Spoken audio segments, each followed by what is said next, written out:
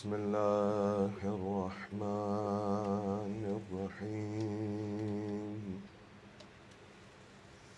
إنا لله وإنا إليه راجعون رضا بقضائه وتسليما أمره. السلام عليك يا رسول الله أحسن الله لك العزاء في قتل ولدك الحسين. السلام عليك يا أمير المؤمنين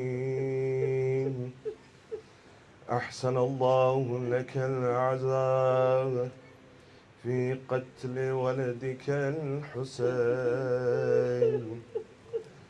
السلام عليك يا فاطمة الزهراء أحسن الله لك العزاء في قتل ولدك الحسين.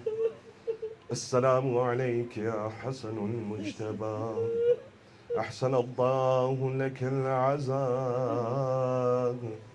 في قتل أخيك الحسين.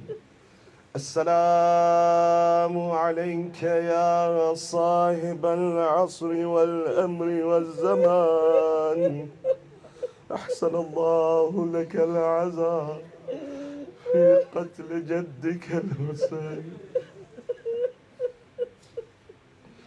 The following is the retelling of the events of one of the most harrowing nights in the history of Ahlul Bayt alayhim salam. That night that is known as Shām-e-Ghariban. Following the death of Abu Abdullah and the head being severed from his body, and the blessed head of Imam al-Husayn being raised upon the spear, there were a number of events that unfolded. The first thing that happened was that they began to loot the body of Abu Abdullah. They surrounded the body of Husayn alayhi salam. They stole the armor from his body. Someone came and stole the amama from his head. Another mal'oon came, he took away the sword and whatever Abu Abdullah had on him. You just heard in the Urdu Masa'ib, one mal'oon came, he tried to remove the ring from the finger of Abu Abdullah. But no matter how much he tried, the ring would not come off the finger. And so he took a dagger and severed the finger of Abu Abdullah. But the dhulm didn't stop there. One mal'oon, Ya Sahib al-Zaman, if this wasn't Shām-e-Gharībān, I would not read this riwayah. Maqtal of Mukarram says one mal'oon, he wished to come and disrespect the body of Abu Abdullah. He tried to remove the undergarments of Imam al-Husayn alayhi salam. He says, as I tried to pull them away, the hand of Imam al-Husayn grabbed hold of the undergarments. So I took my sword and I severed the right arm of Husayn. Then I tried to remove them again. The left arm of Husayn grabbed hold of them. So I severed the left arm of Husayn. He says at that moment the earth of Karbala began shaking. I fell unconscious. I opened my eyes. I saw Husayn there and Zahra Marziya. Husayn turned to his mother. He said, Mother, this man severed my arms.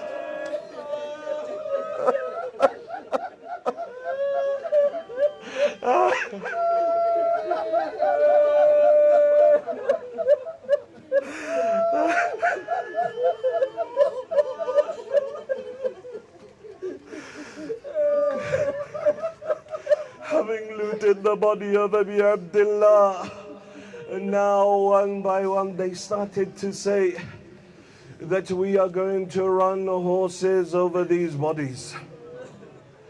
Umar ibn Sa'ad said, let the horses run over the body of Habib. The tribe of Bani Asad came forward that were in the army of Yazid and said, Umar ibn Sa'ad, even though Habib was on the other side, we will never let you trample the body of Habib. He was one of ours. He says, okay, so then let us trample the body of Muslim ibn Awsaja. The tribe of Muslim ibn Awsaja came forward, said, we won't allow you to trample his body. They said, let's trample the body of Burair. The tribe of Burair came forward, and they said, we won't allow you to trample the body of Burair. One by one, he went through them. Eventually, he said, tell me, is there anyone amongst these shuhada that has no one left behind? They said, yes, only two individuals.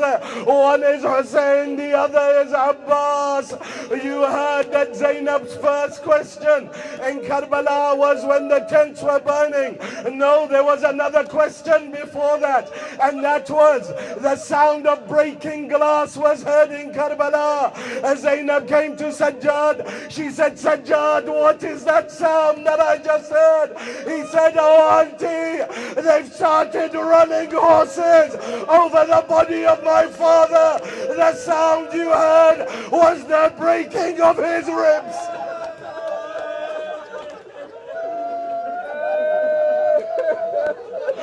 Imam al-Baqir narrates, my aunt stood and watched. The horses went down towards the Qatalgah and they rode back up. They prayed, Ya Allah, don't let them go back again. But they went back down again and they came back up. Over and over they went over the body of Abi Abdullah until the limbs became separated and the head bones of the chest were crushed into the back.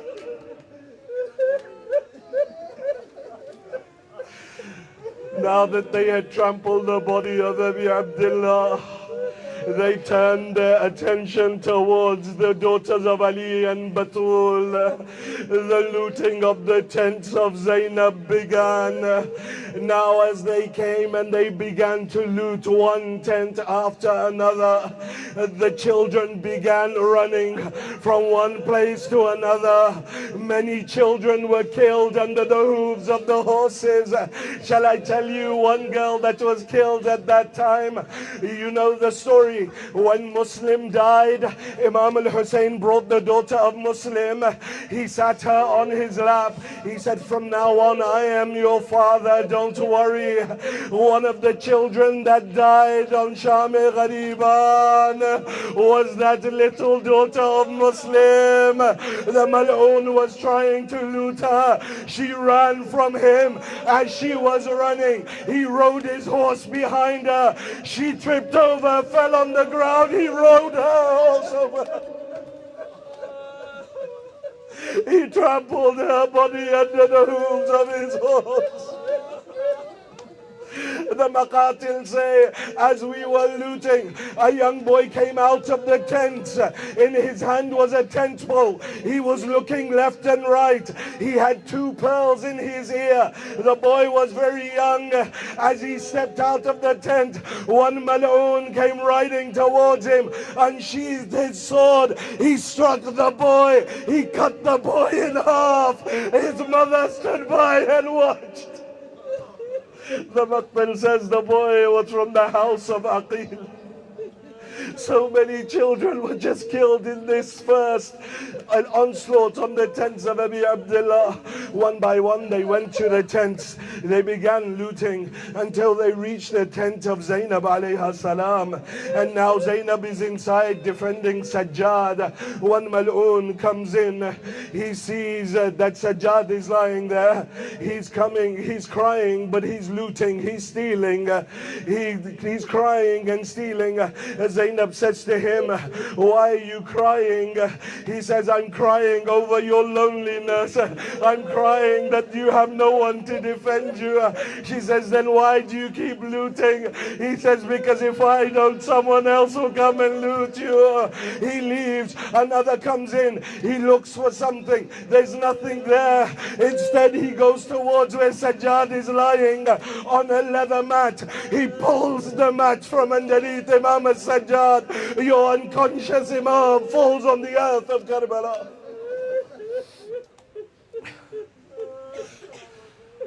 After they've looted the tents, now they began to set fire one by one to each of the tents. The daughters of Ali and Batul ran from one burning tent to another burning tent, until all that was left was one tent on fire. Hamid ibn Muslim says, I saw an older lady. She was standing outside a burning tent, trying to muster the courage to go through the fire into the tent, as if she had left something very valuable inside the tent. He says, I saw her go forward, then retreat, then go forward and retreat. He says, I was intrigued. What is so valuable inside this tent? He says, I saw her leap through the flames inside the tent. A short while later, she came out. A young man was on her back. This was Zainab al-Aliya carrying Sayyid al-Sajjad. Hamid says at that moment, as the tents were burning, children were running everywhere. I saw one young girl come towards me. Her clothing was on fire. I stepped forward to try and extinguish the fire. She called out to me, oh man, stay away. We are the daughters of Rasulullah. We are the daughters of Rasulullah. He says, Bibi, I am not an enemy. I just wish to extinguish the flame in your clothing. He says, I extinguished the flame. She looked at me. She said, oh Sheikh, you have been so kind to me. Do me one more kindness. He says, what is it, Bibi? She says, point me towards Najaf. He says to her, why do you want to go to Najaf? She says, because I want to go to my grandfather, Amir al-Mu'mineen, and complain to him as to what this ummah did to my father.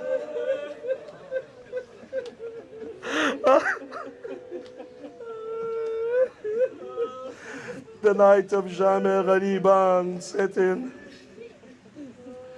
Zainab alayha salam, in the darkness of the night, in the embers of the tent, gathers all of the women and the children.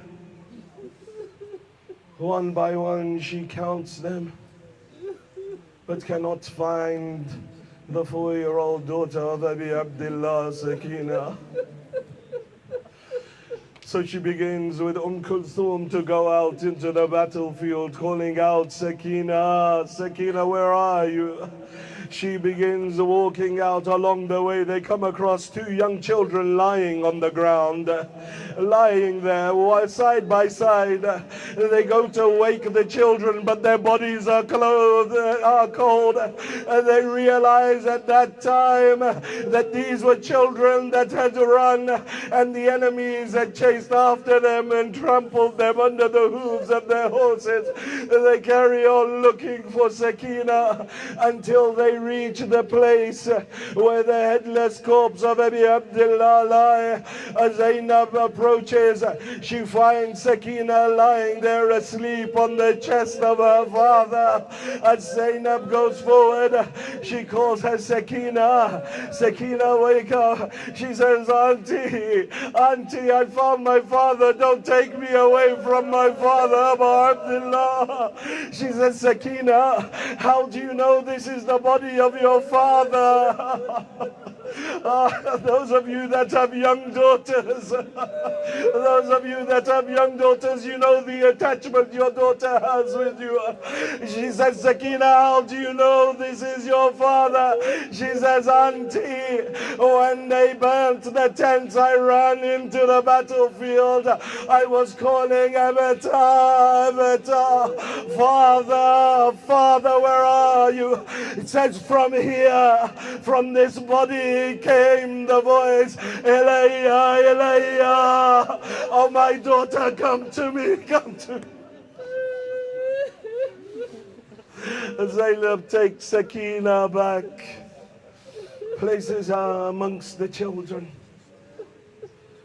At some part in the night, some water came to the tents of Abu Abdullah. Zainab alayha salam took the water And she came to Sakina, she awoke her. She said to her, Sakina, drink some water. They finally brought her some water. She says, Auntie, why are you giving me the water? Why don't you drink it first? She says, Sakina, it is our tradition that we give it to the youngest first to drink. Sakina takes this glass of water. She runs to where the tents were. She says, Zainab alayha salam calls her, says, Sakina, where are you going? She turns around, says, Auntie, you said yourself, the youngest must drink first. My brother Al-Asr is still fast.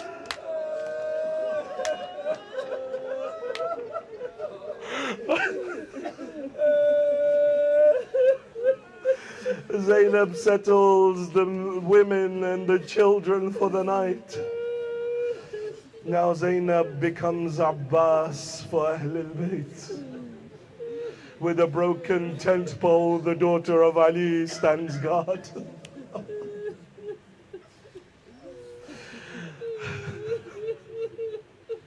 Zainab stands guard.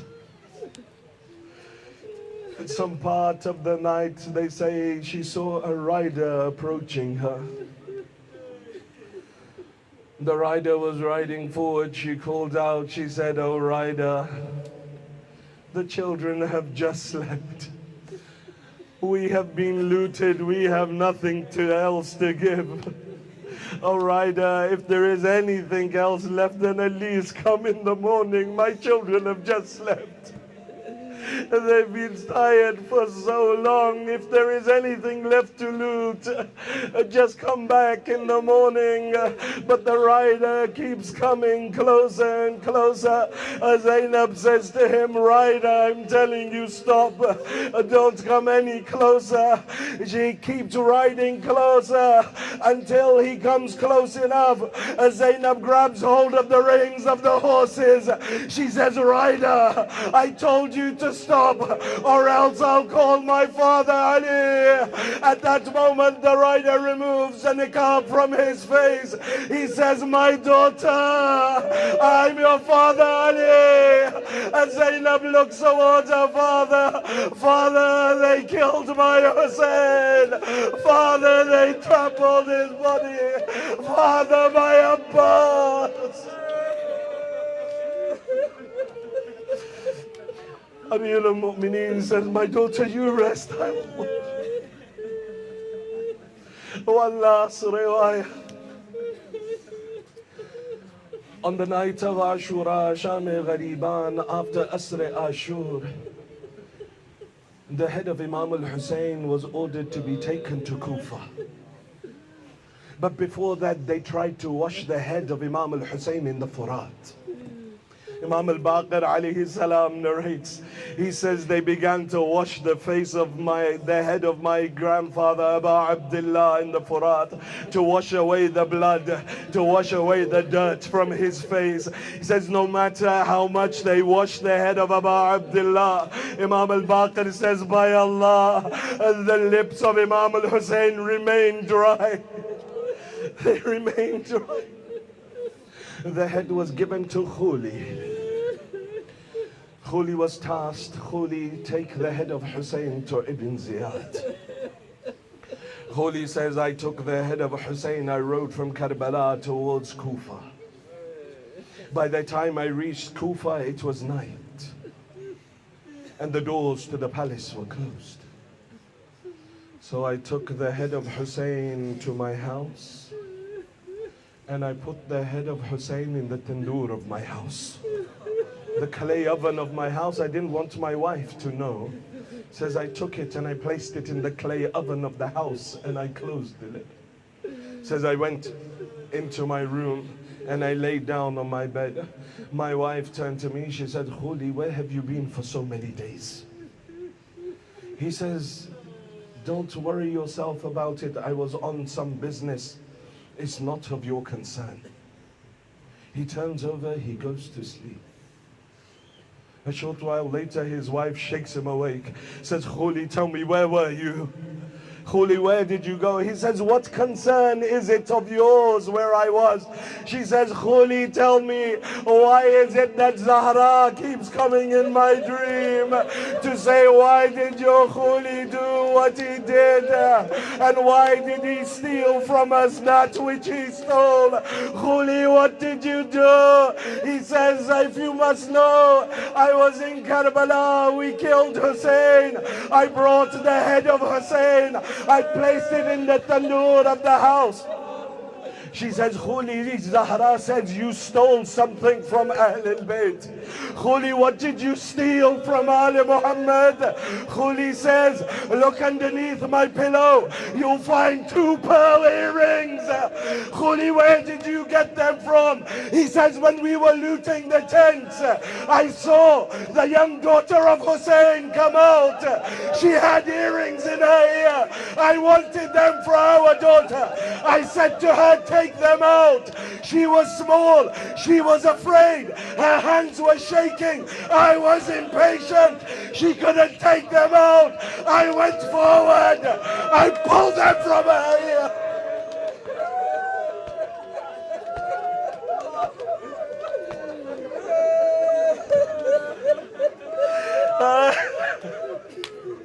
martyred Hussein, ya Hussein.